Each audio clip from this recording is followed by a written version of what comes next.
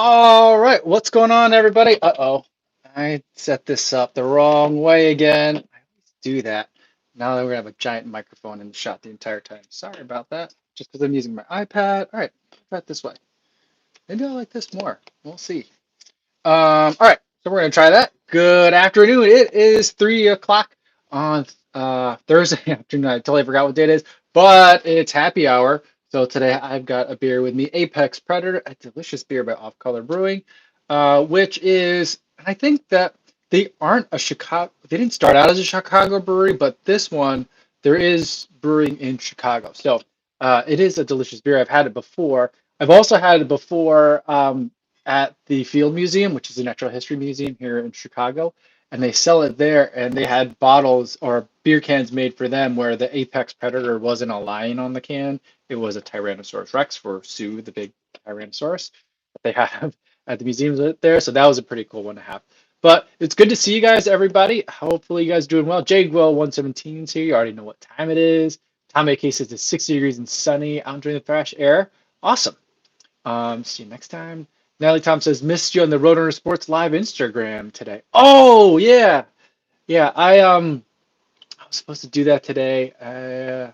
Totally forgot about that. I was like, we were supposed to do that Thursday. I thought about that earlier today, and I didn't know what time we were going to do it, so I totally messed that up. We'll have to do that another time. But it's Run Club time, says Joshua Payne. Time for a beer. Yes, it is. So I'm going to crack this open and get started for today. Stevia 76 is Apex Predator alcohol by volume 6.5%. Nice. It is a good one. Cheers. Tasty. I haven't had it in a long time. That's a good beer. Um, Joshua Payne says, I need to get out more. All I know is light beer. I have a couple of brothers-in-law that are kind of beer nerds. My brother-in-law, well, he got laid off now since the coronavirus, everything happening, but he was a bartender at Iowa Brewing Company. And my brothers-in-law have been big beer nerds for a long time. They do a lot of home brewing as well. So I've been enjoying some of their beers, and they've introduced me to a lot of stuff. A lot of stuff that I probably normally wouldn't pick for myself. There was a time where I just absolutely hated IPAs. And I think that over time, maybe I got older, that's what it is, or maybe I just got used to kind of the bitterness of it. But now I rather enjoy them. Um, let's see. Daniel M's coming in from Austin. Can't drink right now because he's working. Fair enough, fair enough. But you can enjoy, or listening along is great. Glad you're here. You can always enjoy some water or noon, Gatorade, Scratch, whatever you guys got. Um, let's see. Super Smoke said, just got back from the most comfortable run since lockdown started. Still slow, but that's great. You got back a comfortable run.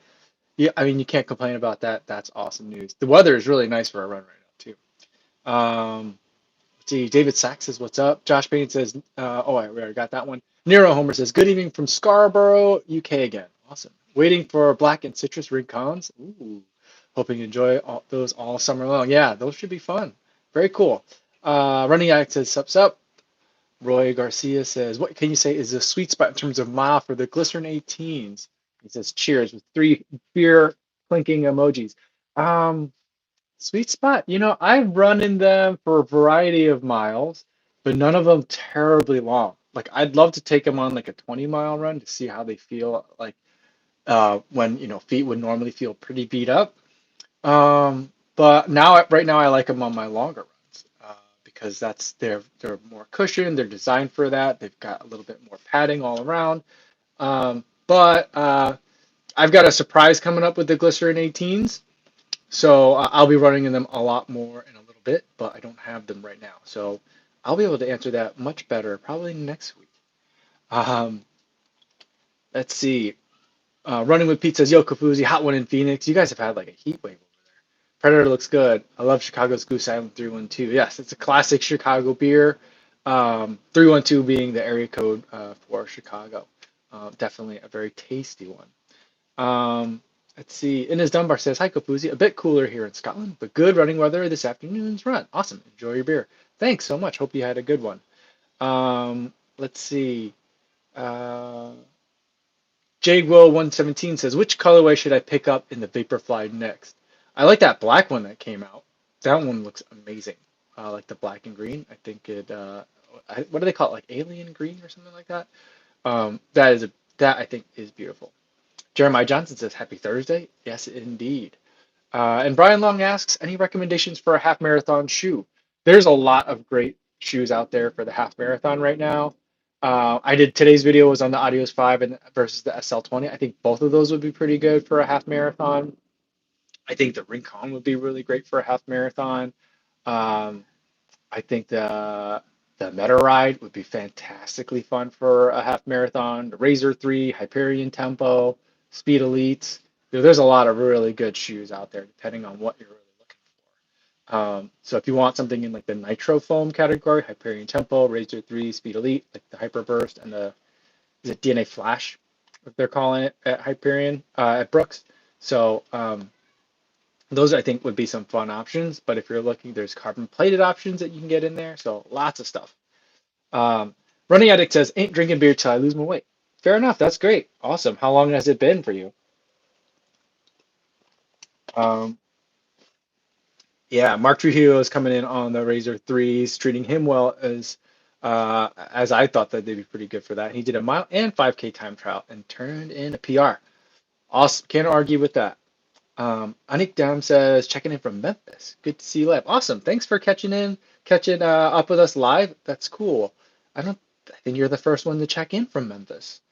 It's been a long time since I've been in Memphis. Too long. I need to go back. Ben says, would love to join you with a drink, but my Asian genes have other ideas. Oh, I can understand that. I definitely feel that sometimes. Stevie76 says, cut my quarantine hair the other day. It's getting ridiculous. Bought overpriced clippers on eBay. I know we were talking about that. We were talking about that like a week ago. Awesome. Bought overpriced clippers on eBay. Turned out okay. Did sons. Okay. Recommend Jensen Tung's how-to video. All right, I might do it because this is getting real long here and it's starting to get hot.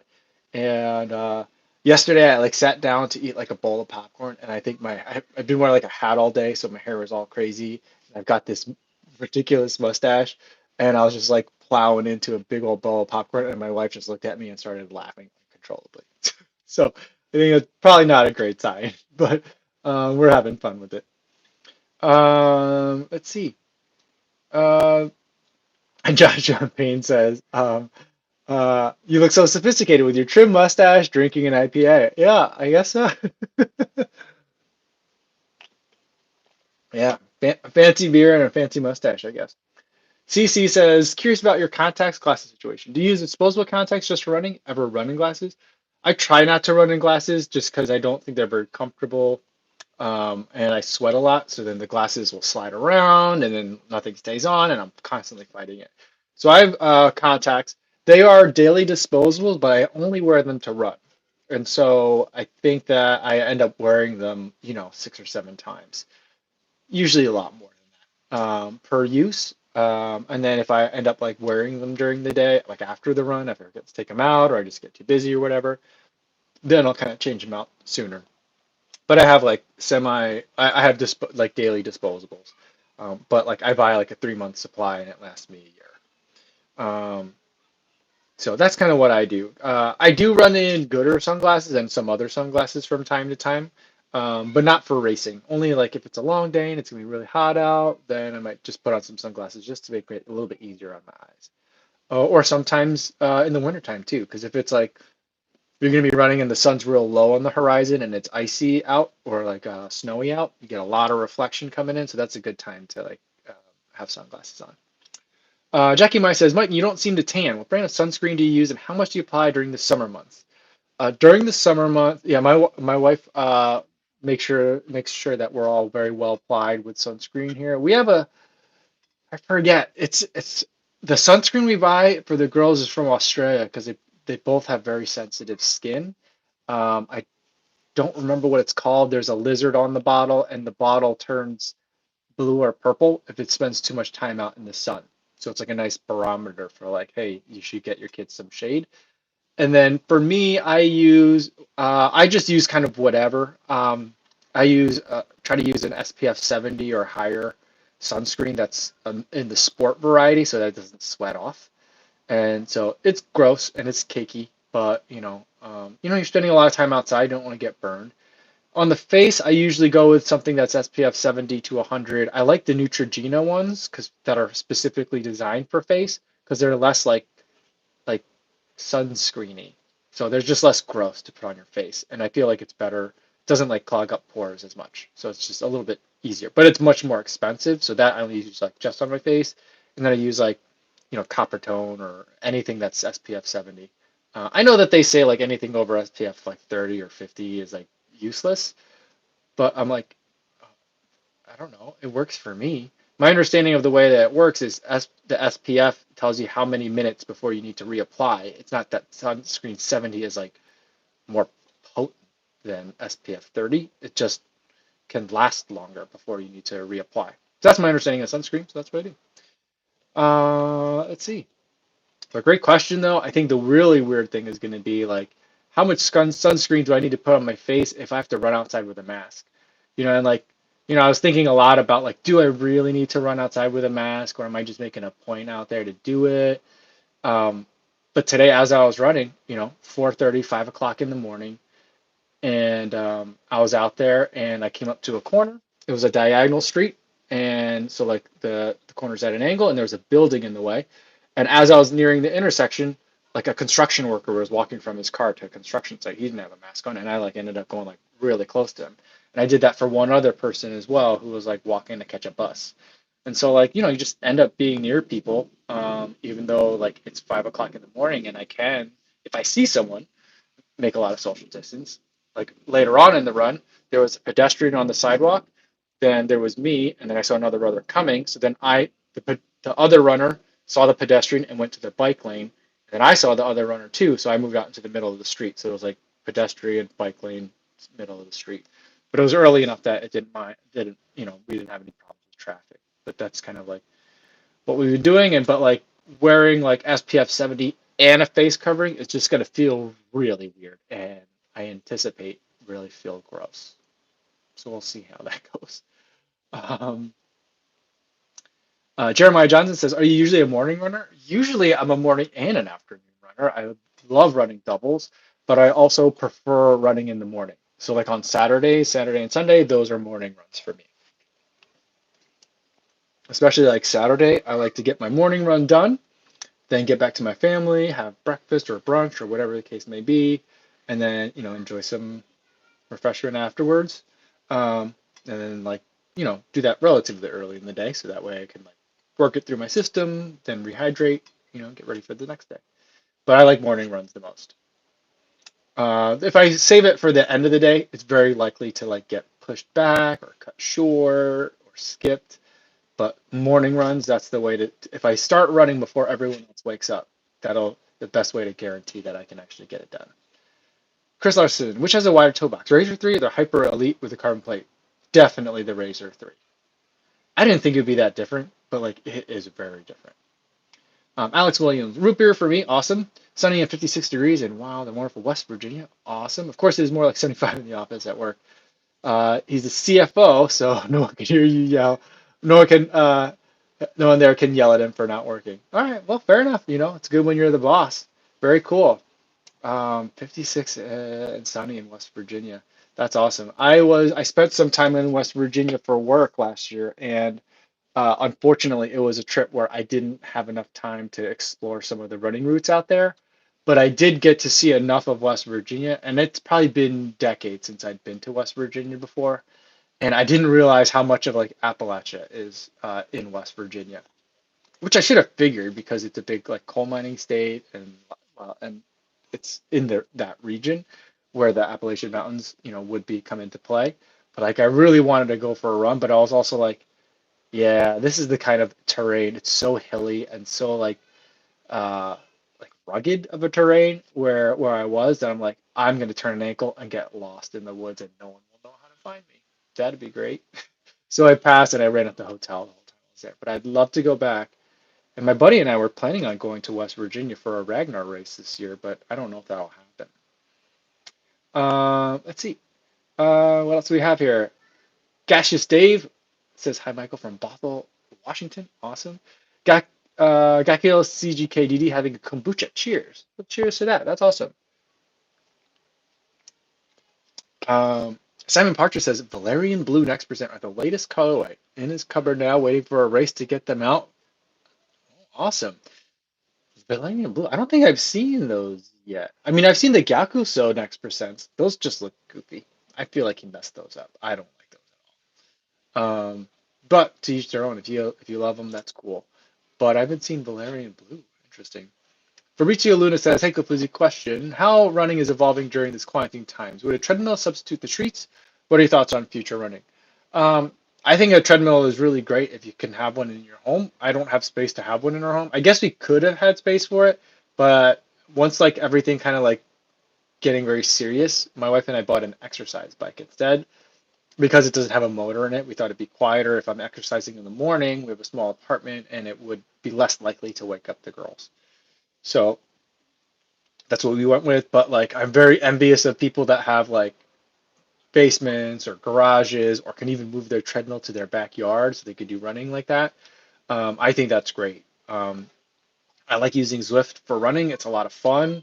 I look forward to seeing like what kind of happens in like the virtual running space to make treadmill running more interesting and social. Because I have a feeling that there's probably people working on that right now. And I definitely anticipate a second wave. I don't, hopefully we won't have a second like lockdown, but I certainly can see that like a lot of people will be spending more time on treadmills. That's my anticipation for future running. Um, and that's unfortunate. But because I like road running, I like running outside, I like trail running to the extent that I'm able to do it without hurting myself. Uh, but I think that we're going to spend a lot more time on treadmills in the future. Running Alex is excited to take his EVO glide rides for a spin tomorrow. Awesome. Been running ASICs lately and haven't touched any of his Nikes. Yeah, I think ASICs is having a fantastic year, and I feel like it's really unfortunate like that is getting muddled because of everything that's happening. But like ASICs 2020 is just fantastic, and everyone I've talked to, basically when I talk to like Jamie, when I talk to Thomas, when I talk to Connor at Running Warehouse, they're all like, yeah, but wait till you see what's coming in 2021. And because they've all seen it, I haven't. And so like all three of them independently have told me that, like pretty much said it the exact same way. So I'm like really excited to see what's coming in 2021 because I think 2020, I mean, if the only shoes that ASICS put out that I liked were the Evo Ride and the Meta Racer, that's a pretty good year because those are two really good shoes. But they've put out other shoes than that are good. So it's I'm very happy with I'm happy to report that I think ASICS is great again. You know, Jamie did it.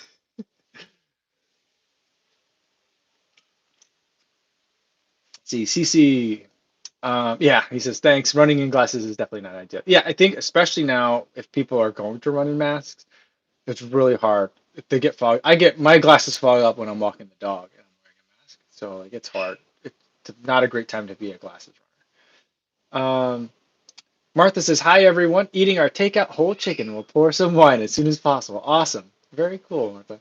Um, Patton Cavaney says, "What are the competitors to the SL20?" I think some of them in the similar category would be like the Evo Ride is one that comes to mind for sure. The Fuel Cell Rebel comes to mind as well.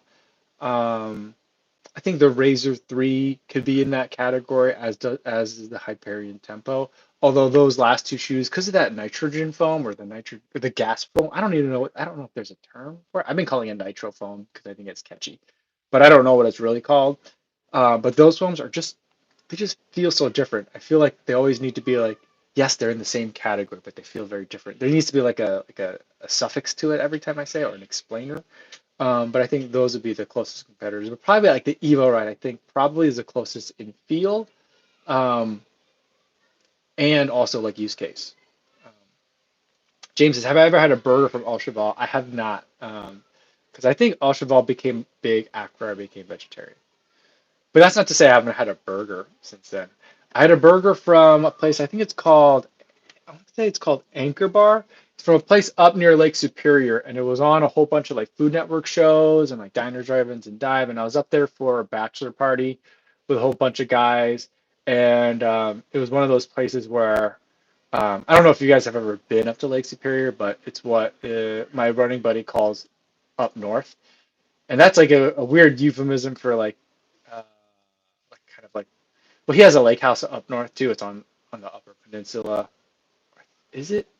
It's in that area. I don't know. I don't know if it's in Wisconsin. I think it's in Wisconsin, but it's near the UP, like where Wisconsin hits the Upper Peninsula of Michigan. And yeah, so it's one of those places where you don't ask, like, do you guys have a veggie burger option? Like, so I just had a regular burger because I was scared. But it was delicious. But I have not had one from Cheval. So yeah. Keepification says, is he here? He came for to be in the Polar Grit fan club. I think you're in the right place. I don't know where else the Polar Grit fans meet other than here. Bach fam. You know what would be awesome though? Like I know DC Rainmaker does like a lot of great stuff with his community, but I would love to do a live stream with him too. I've never reached out to him, but that'd be kind of fun. Backfam says, do you have a favorite all-time professional races? Just watched Coburn's steeplechase win a few years back. Hmm, that's a good question. I don't think so. I don't think I have a favorite all-time like professional race that I can think of off the top of my head. Yeah, like like I didn't re when I was running track and really interested in track races weren't really broadcast because that would have been like around 2000, and so like that just wasn't like an option of things that I could watch. I wish they were. Like I kind of wish that like in very many ways, I'm very glad that I did not spend my awkward and formative years in the age of social media and camera phones. I'm very thankful for that. But on the other hand, it's like, I think that like as a pole vaulter in high school, like if I could have found like another like a community of other like high school and college age pole vaulters that are just trying to like figure it all out and do the best they can and work really hard and be like the weird dudes on their track team. Like I think that really would have helped me stay in the sport a little bit longer and help give me a little bit more focus. Um, so I wish that there were more events. Like I would have like I like we talked all the time about Sergey Bubka, the Russian pole vaulter who was sponsored by Nike, and in all his contracts were worded that he would get huge bonuses every time he broke a world record. And so rather than do the best he could every time, and he was just an amazing pole vaulter. And the legend goes, instead of like just running like vaulting as high as he could, he would just barely break his own world record at every meet and then stop. And then the next meet, he would barely break his own record again and then stop. He wouldn't like try for higher. He just would stop. He would just be like, I'm done. And he would win the event and set a world record and collect a hefty bonus. And people criticized him because they were saying, like, you know what? If he had actually tried to see how well he could do, he would have had much greater success in life. But instead, he limited himself because of his pay scale and his pay structure. Um, but I'm like, good for you. Good on him. Like that, he did it that way. But I would love to have been able to see more of Sergey Bubka pole vaulting. That would have been awesome. Um, let's see. Josh Payne says, face mask video really made me think. Live in a small town and rarely run into anyone. Never worn a mask, questioning whether I need to or not. I think in your situation, you don't need to. My wife and I talked about it, and she was like, if we were in Iowa right now, would I wear a mask while running? I would probably wear a neck gaiter. And then if I happen to run into someone, then I would pull it up. But I can tell you, like, where I run in, like, my wife's hometown, it's population 500. Funny story. My brother-in-law or my sister-in-law, when they got married, like, so my wife's sister, when they got married, they had 525 people at their wedding. So, like, they invited the whole town and then some. So it was like a huge, like, regional community event. But anyway, when I'm out there, I've run probably hundreds of miles out there. Run so many. When I run, there's a certain like a recreational trail that I run on where I see a lot of bicyclists and some runners and walkers. Um, but like when I run on the roads in like my in-laws' neighborhood, I don't ever see anyone. I saw it's so rare that the one time I saw a lady running with like a husky, a giant husky dog, and it was in the middle of the summer, and the dog was just like so puffy and furry, and I was like, this is not real. I have been out here too long. I'm clearly hallucinating. I got home and like I told my wife about it, and my brother-in-law, the one that had 525 people at the wedding, he's like, oh, That's like Jennifer or what, I don't remember the name. She runs too. She's like the only other runner around here. And so there's like two other runners in the area. And I was like, how come I've never seen her before? I don't know. But like, so like it's very rare that I run into other people. And if I did, I could easily hop onto the other side of the street.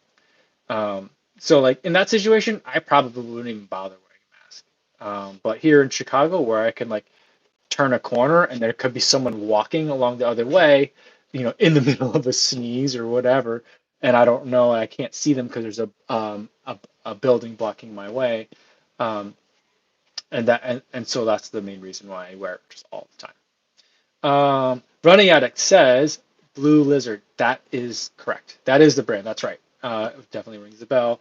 Of sunscreen that we get for my daughters. It is ridiculously expensive. It's like $20 a bottle for like a small size bottle. And the girls have to. Every time I put it on, I'm like, please don't waste it. Don't spill it on your shirt. Don't spill it on the ground. I will put it on for you. Like they all, they're at their age where they want to do everything themselves. I'm like, I'll put it on for you. Let me put it on because I don't want to like waste a drop of it because it's so expensive. Christian Larson says, with Sketcher, which has a wider, and thank you, Running Addict, by the way. That was bothering me because I couldn't remember what it was. Christian Larson asked, with Sketcher, which has a wider toe box, the Razor? Oh, I think I already answered that one. Sorry. Did I? Yeah, the answer is Razor 3 is much wider than the Hyper Elite. Oh, I did read that one. Sorry, I'm going back and redoing comments. Sorry. Colin Baker says, I may have done something dumb. Okay. Ordered a pair of New Balance 5280s. Currently trained to beat my old high school mile PR. Well, I think like stupid like a fox, maybe you've done something awesome. So I feel like if you're gonna throw down and try to beat your mile PR, that's the shoe to have to do it. So keep us up to date on that. I love it. I love a bold attempt at recapturing glory days. I love it. So please keep me up to date. Fabricio Luna says, thank you for your comments. Cheers from Mexico. Awesome. And Running Addict says, hey, Mike, I can't remember. Did you ever review the Glide Ride? No, I didn't. I passed on that one.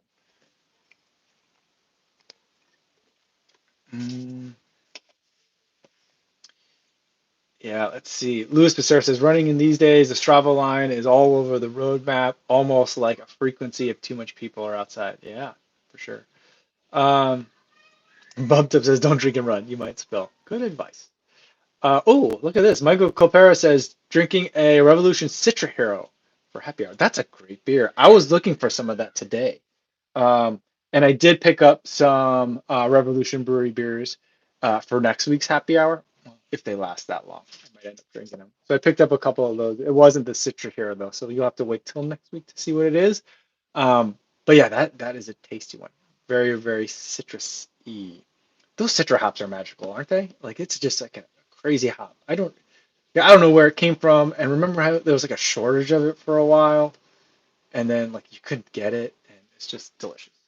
Um, let's see. Pangsu says Razor 3 or Fuel Cell Rebel.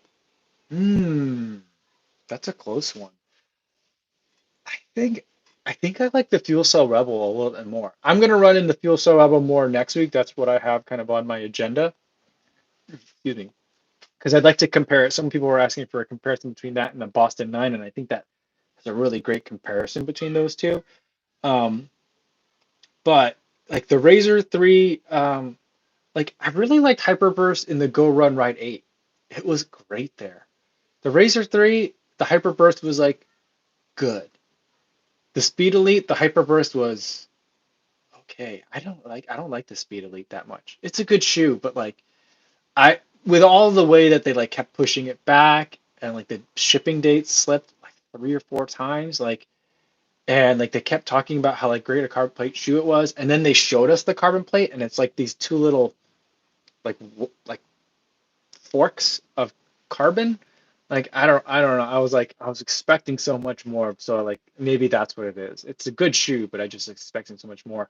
And the toe box, it's like if a regular shoe is like this, the Hyper Elite is like that. It's tight. Um, so um, yeah. So I think I like the fuel cell. It's a long way to answer that. I think I like the fuel cell rebel a little bit more. Um, let's see. Anik Dom says, got the next percent up to 400 miles and still going strong. Wonder how far I can push it. Any thoughts? That's incredible. I wouldn't expect that.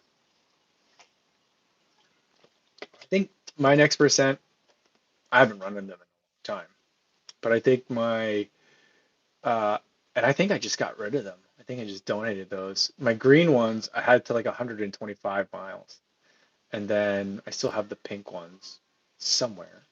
But those only have exactly 26.2 miles on them. Running Addict says, I can't wait to pick up the Meta Racers. That's a fun shoe. I really like that one. Kirk Jong says, did you mention before maybe moving near your in-laws? Basically, what's your thoughts on the kids and the small apartment? Yeah, my wife and I have been talking about it. We've been talking about it every winter. We talk because there was a time where for her work she would have a conference in San Diego the week after Comic Con, and that was a yearly thing. And that's kind of like after I think if I recall correctly, it's after like the Chicago winter, like when Chicago's still not quite in spring, but when you go to San Diego, it's amazing weather. And every time we go there, we're like, why do we live in Chicago? And we keep thinking we should just move to San Diego. It's beautiful there, and I love it. Um, but we've also talked about like since we have kids and like you know, for a long time before we had kids, my wife and I thought, Chicago's great. It's in between. It's like a couple hours drive for her family, and it's a couple hour flight for my family. And so it was like nice, like kind of equitemporal, not equidistant, but equal amount of time of traveling. And so we liked it. But then we had kids, and we are like, oh, it'd be really nice to have like an extra set of family hands that you can lean on. Um, but like we've instead, have to figure out like our like village it takes to raise our kids is a bunch of people we hire, and we have people that we like, but like the babysitters that they like, we've had one for several years for most of her college career, but like I think she's graduated. I think she would have graduated college this year or maybe next year. I don't know. I hope she's doing all right. But so we talk about that a lot, especially now too with like not having any space for the kids to like go out. Like in the winter, every winter, I'm like, I just wish I could just open a door and tell the dog to go outside and then wait for him to scratch on the door to be let back in. But instead, I got to put on all my stuff, go down, take him down the elevator, and then go outside, walk him. He doesn't want to be there. I don't want to be there, and then take him back inside. And like same thing with the girls. Like if we had like a backyard where they could like, or a driveway, when I see people doing like backyard marathons and backyard ultras, I think how luxurious.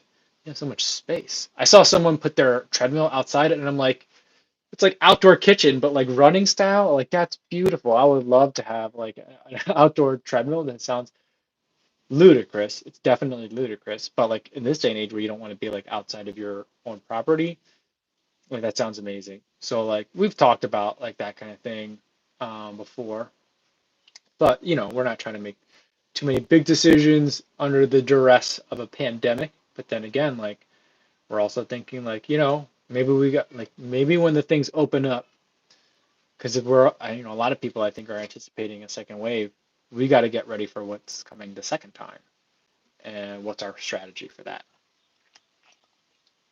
So we've been talking a lot about that lately. What have you guys been? What has everyone else been doing? Is everyone's like good with their situation? I've noticed a lot of people. This neighborhood where we live in is kind of known as in Lakeview is known as like Chicago for beginners. A lot of people that don't know where to live when they move to Chicago and have come here for work tend to move here. It's close to everything. It's convenient to everything. Rents are relatively cheap because there's a lot of rental units. I mean, it's still an expensive neighborhood, but like it's relatively cheap because there is so much supply. But then you usually live here for a year or two, and then you figure out what neighborhood suits you best. We just never left. Um, but I think a lot of people in this neighborhood, for example, the woman that lives on the other side of that wall, I think she left. We haven't heard her or seen her in a long time. I don't think anything happened to her. I just think she's gone. And a lot of people that I know, like runners on Instagram, are quarantining with their parents in some of the neighboring states in the area. And so, like, I think about like that kind of thing too. It's like it's convenient. That makes a lot of sense to quarantine with a large group of people. um, or more people that you want to be around. So like, we think a lot about that kind of stuff. Davey says, "Come move to San Diego and be a full-time vlogger for Roadrunner." Yeah, I mean, I don't know that they could have.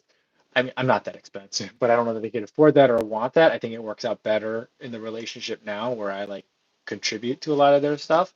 Um, but like, yeah, I mean, the fact that that relationship is there, that San Diego is such a beautiful place to run, and you can run year round, that it has so much running history and pedigree to it from the American long distance running situation, like from like running scene. Like, I think that there's a lot of great reasons to move to San Diego. Also, my cousin, like not my cousin, she's technically my second cousin. She moved out there. They live up in Carlsbad, I think. They've been out there for a long time, and they used to live in Queens, and she's moved out there with her husband, and then she is Korean. Well, they're 100% Korean, but they grew up in Brazil, so like they're um, Korean Brazilians, and then her husband is Filipino, so like their children are just absolutely beautiful, and then all their families moving out there, and like when we went to go visit them, they have like this indoor outdoor living space, and I was just like, this is heaven. We got to figure this out. I was telling my wife, we got to figure this out. We got to do this. So I don't know. I definitely feel the pull to San Diego.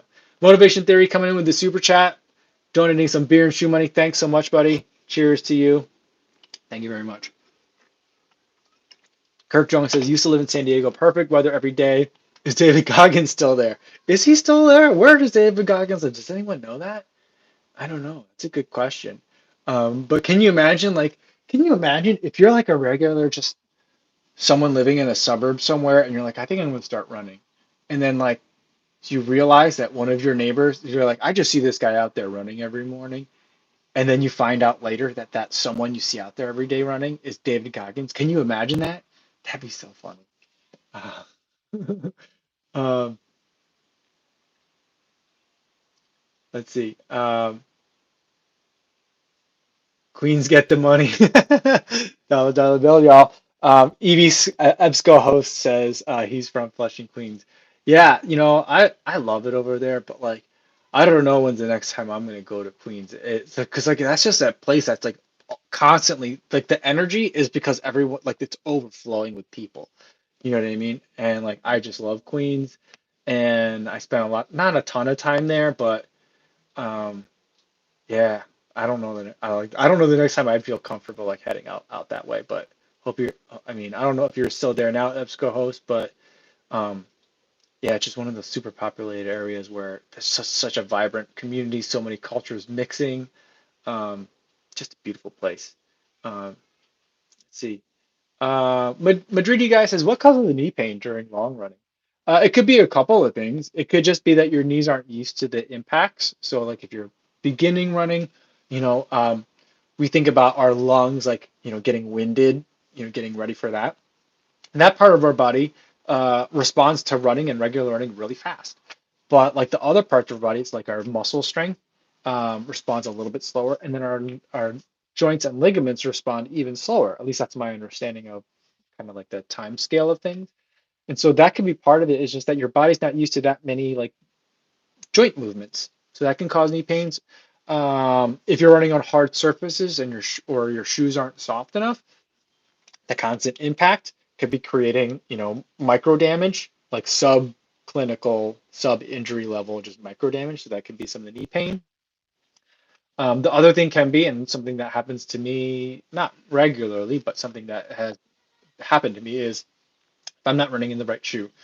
Sometimes if I run in a stability shoe or a shoe with stability elements in it, it makes my foot do something it doesn't want to do. And that, like, knee bones connected to the shin bones connected to the ankle bone, all that kind of stuff. So like that tends to like result if a shoe disagrees with me, I tend to feel it in my knees. So that could be it as well. So if you're suddenly increasing mileage, the knee pain could be that your body's just not used to it, and so you might need, a cutback week, something like that. So it could be a lot of different things. Hopefully it's nothing. It could also just be an injury. And so hopefully it's not that. Dave E says he used to see Mev running near Balboa Park. Sad to see him leave to Florida. Yeah, but I think his wife is from Florida, right? And so that's why they're over there. Not from Florida, I think, originally, but that's where her family lives. Um, but yeah, that I mean that'd be amazing. Like I ran in Balboa Park the last time I was out in San Diego, and I just running through the park and seeing all the hills and just kind of getting lost and stuff in there. And when I ran there, I had no idea the history that that park has. I had no idea that like there were like the Kinney cross country championship. Do you guys remember Kinney shoes? Anyone? I remember Kinney shoes, but very, very vaguely. But like the Kinney shoes, like Foot Locker cross country championships would be there. You know, I just had no idea that it had so much history in those hills. Um, I just didn't know, but it was a cool place to run. I'll tell you that. That's awesome. Motivation theory running said Goggins sits and waits where he lived, nowhere and everywhere. Davey says he thinks Goggins. Dave E says thinks Goggins moved to Tennessee. That's interesting. That's funny. Yeah, I feel like Goggins is like the Chuck Norris of running, right? Uh, J. Mike Remy says, yeah, that's why Korean barbecue and Brazilian barbecue are so similar.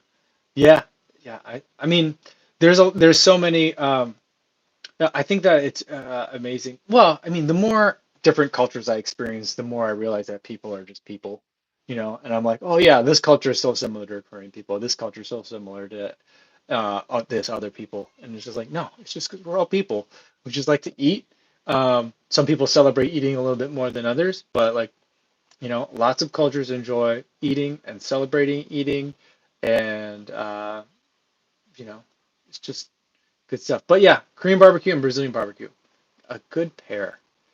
Cody Davis, how are you about insoles? Do you replace the ones in the shoe or do you just use the ones that come with them? I usually just use the ones that come with them. I don't think about replacing them unless the shoe is giving me a problem that I think is not necessarily the shoe, but maybe something that the shoe is doing, but more also a part of like my idiosyncratic anatomy. So like the Zoom Fly 3, that gave my right foot a bit of a problem when I ran it for longer distances. It's a great shoe, but it just disagreed with me. But I put an aftermarket insole. I took the regular insole out, put an aftermarket insole in it, and then I love the shoe again. Granted, it felt a little bit tighter because I put an aftermarket insole in it, but became a shoe that I can run in again. So that's kind of how I approach aftermarket insoles. I don't think most people need them, but if you find that you need them for like a daily trainer shoe, I would try putting them in all your other shoes too. And then if it's become something where it's like, yeah, I got something going on that's not like diagnosable by like an orthopedist, but like it always goes better when I wear this like aftermarket insole, then it might be something where you start buying shoes a little bit bigger to make room for that insole so you can run with that. That's kind of how I approach it. Um, Bill Brown says, hey there from Liverpool. Awesome. Form B, Liverpool. What are your favorite top five marathons? Have you ran any in Europe? I haven't run any in Europe. I would love to be able to do that. And once I feel comfortable traveling again, it's high on my list to do, because I've done some traveling in the US, and that's also something that I told my wife, like once this is like all over, and like maybe once we get a vaccine or if we feel comfortable like flying and mingling again, I'm like, I'm gonna go somewhere like once a month because I think that I'm gonna take because it happened after I watched Kawauchi win the marathon, the Citizen runner. Right? They were saying like he runs like 12 marathons a year and he runs them fast. I'm like, I can run 12 marathons a year. I'd only run two of them fast, and the other 10 I would just make really long runs. But I could go and meet people and experience a new race, experience a new city, you know, and plus also have the benefit of like so many marathons where I've conquered the distance and felt good about it. You know, I don't have to race each one. I can just go out and like maybe pace people or like lead my own like informal pace group, whatever we want to do. And going to Europe also is something that I want to do as well, and just experience like how that's different than the way we race here in the U.S. So that's definitely something I want to do. My top five races, um, I would say like the top five races. One, I'm going to put Chicago at the top of the list because I'm a little bit biased. I haven't run Boston before, but I have a feeling that would be in my list of top five. Another one that's high on my list that I would love to run is New York Marathon, but I haven't run that one yet either. So I guess it's kind of cheating to put those two on the list. I guess most of the ones that are in my top five I haven't run because I also think that CIM is a really fun race potentially. Like I want to do that. I feel like it's the closest. It's like a U.S. major, California International Marathon in Sacramento. It's usually in December. It's usually at the end of most. It's like the end of most people's like racing seasons. And the nice thing about it is it's usually timed so that way for Thanksgiving in the United States, where a lot of people are spending a lot of time with family and relaxing. That's usually about when the taper is for CIM. So I like that idea a lot. Another one would be my tunnel marathon that I ran in Seattle. It's 2,000 feet, 26 miles, 2.2 miles, a marathon, obviously, but 2,000 feet of downhill. There was like two straight miles, one at mile one and one at mile like 20, not even one at mile 20. And then the rest is downhill, gradual, easy, beautiful downhill. And they're running in the Pacific Northwest, all the pine trees. There are some like suspension bridges you run across, and it's just absolutely lovely. Great crowd support for a race of that nature. It's basically a trail race, and I just absolutely love it. If there were a theme park for running, that would be the main attraction. Um, let's see. What else do we have here? Josh Payne says, I listened to Goggins and DeWalt's podcast on JRE way too many times to count. Those were two good ones. The best is like the way like Joe Rogan is just like if you've watched the Dawalter like interview, like he looks at her, he's like sizing her up the entire time. And he's just like, how is like this person doing those things? And it's like you could tell the entire time he's just not it's not computing in his brain. He's having a hard time like wrapping his mind around it.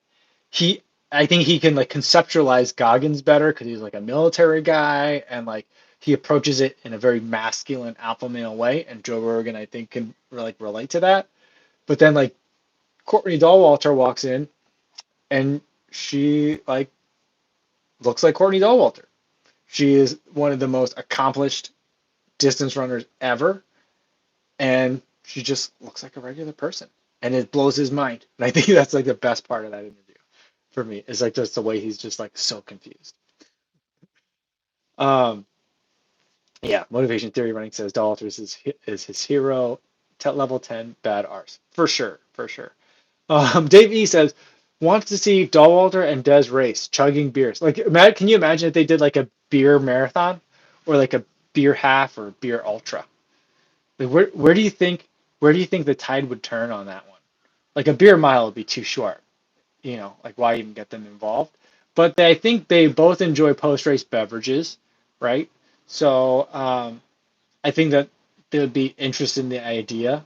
That'd be like, can you imagine if we got those two together for like a charity race, like and it was like a like a beer 50K, like a beer every 5K. That'd be pretty fun.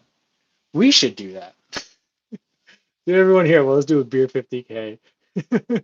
Martha says, Kofuzi, you'd be a great pacer. The conversation low would help me get through it joyfully. Yeah, I mean, I think that's what I want to do. I think what I'm going to do once like this all ends is I'm going to start. Well, we've been going long here. I'll make this the last comment of the day or a question for the day or comment. I think once this all ends is I'm going to first like reach out to a whole bunch of different races. Once I feel comfortable traveling and once we can have races again and just start saying like, hey, I want to come out to this race. I'd love to be able to have like a podcast or some sort of event at the expo and also be a pacer um, for like 3:30, 3:45, 4 hours, like somewhere in there. I feel comfortable that I could handle like a very busy like marathon weekend, but also pace. And I just want to do that like 10 times a year. And then 2 times a year, I'll race. But like 10 times a year, I'd love to be able to do that. And if everyone's like, no, I'll pass, which is very likely, we'll just do our own Kofuzi Run Club meetup thing. And I'll just be like, hey guys, if anyone's running, like, I'll do like an Instagram poll. Like, I'm going to be at like the Austin Marathon, for example. I feel like that was a real big missed opportunity for me and everyone else. Um, is that I should have put out a poll like, hey, I entered the Austin Marathon. I'm going to be there who else is running, and if so, like, do you guys want to run together? What pace group should we have? And I'll just make my own. We'll make our own pace group. You don't have to be an official pace group. I mean, we want to get. I mean, I'm gonna run with my selfie stick, but I won't. We won't get to have like a flag, I guess. But like, we could just be our own pace group. I think that'll be fun. And so hopefully that'll be something you can do. John Bryan, I'll do one more because it's a beer question for happy hour today. What's your choice of beer for beer races? I think for beer races, here I think there's two ways to go about it. One is to go with like a tasty beer, but those are usually a bit heavier and higher in alcohol content. But you got to put a whole bunch of them down. So so like a for example like this, if I took down four of these, even this is a tall boy, even if I took like 12 ounces of these, that'd be really hard to run a mile. But the thing is, a lot of the macro brew light beers are so bubbly that they're really hard to run with. So I think you have to find like that mix of a beer that is like not quite as uh, carbonated, but also not so strong, so that way you can actually still run. So I think that'll be the right like balance to try and find. I would say like, you know what? I would think like a Newcastle, like a brown ale would be perfect for a beer mile. That's going to be my choice. All right, that's where we're going to leave it for today. Sorry to keep you guys here a little extra long, but hope you guys had fun. I had a lot of fun talking to you guys today for happy hour. I'll be back tomorrow morning, 6 a.m. on Instagram or 3 p.m. here tomorrow. And thanks so much for tuning in. Hope you guys have good runs out there and are safe. And I will see you guys soon. Thanks.